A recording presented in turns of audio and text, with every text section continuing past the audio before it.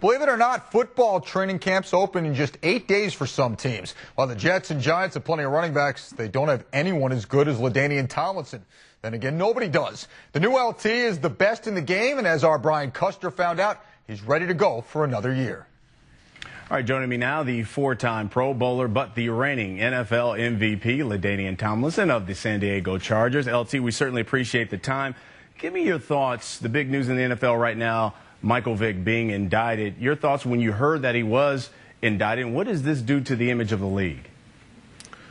Well, I feel bad for Vick, because he is one of the faces of the National Football League, and I know that a lot of attention is going to come about and come to him because of that.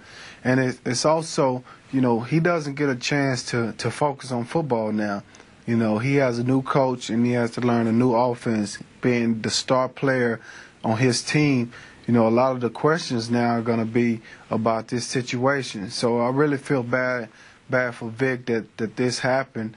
And I just think it gives people something negative to talk about the NFL now, even more so than Pac-Man Jones and Chris Henry and the rest of the guys. Now they can keep talking about the negative stuff. All right, the commissioner obviously is trying to clean up the league of the image with that new personal conduct policy. What do you think about that? Well, I think he's done the right thing, because anytime you come into a situation where you're the new boss, you have to make a statement to let people know what it's going to be like with you being the boss. And I think the commissioner did that. And so it's up to us, the players, to abide by it. And if we don't, then obviously we know the consequences. All right, you had over 1,800 yards last season, 31 touchdowns. You set the single-season touchdown record. What do you do for an encore this season? Is 2,000 yards one of your goals?